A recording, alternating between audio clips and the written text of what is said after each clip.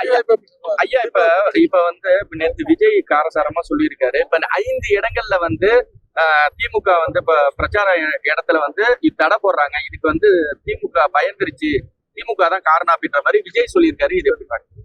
அரசியல் புரிந்தவர்களுக்கும் அரசியலில் அரிச்சுவடியை தாண்டி MA படித்தவர்களுக்குமே பதில் சொல்லி பழக்கப்பட்ட நான் அரிச்சுவடியே அறியாத ஒருவருக்கும் பதில் சொல்வதிலே பயனில்லை.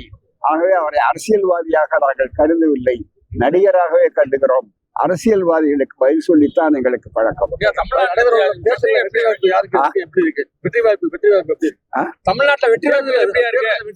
நிச்சயமாக 23ஆம் தேதி தேர்தல் நடந்து 4ஆம் தேதி அன்று வாக்குகள் எண்ணப்பட்டு 5ஆம் தேதிக்கு மேல் கோட்டைக்கு போவது மீண்டும் ஸ்டாலின் என்பதுதான் எழுதப்பட்ட பாறையில எழுதப்பட்ட ஒரு சிறப்பான முடிவு.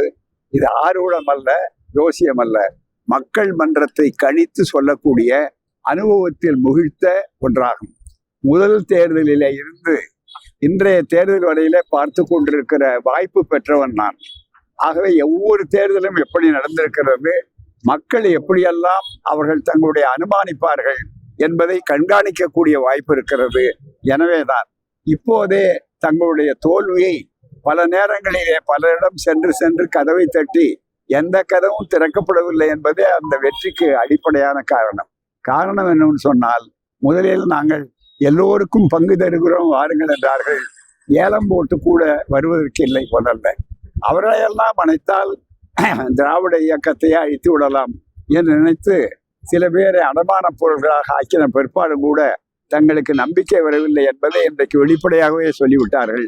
எனவேதான் ஏற்கனவே வெற்றி என்பது இருக்கிறத அதனுடைய சிகப்பு கம்பளம் விரித்தாகிவிட்டது. அவர் நடந்து போக வேண்டியதான். எடப்பாடி பழனிசாமி மெகா கூட்டணி, எங்க கூட்டணி, நாங்க தான் வந்து ஜெயிப்போம், எங்க கூட்டணி தான் உறுதியா வெல்லும் அப்படின்ற மாதிரி பிரச்சாரத்துல சொல்லிட்டு வர்றாரு. அவர் 10 தடவை இதே சொல்லி இருக்கிறார். இது 11வது தடவை சொல்லுகிறார்.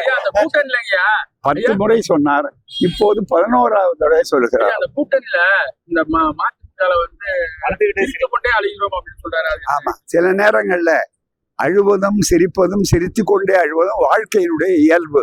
ஆகவேதான் வாழ்க்கையை ஒட்டி அவர்கள் சொல்லி இருக்கிறார்கள். வேறு கருத்து வேறுபாடு.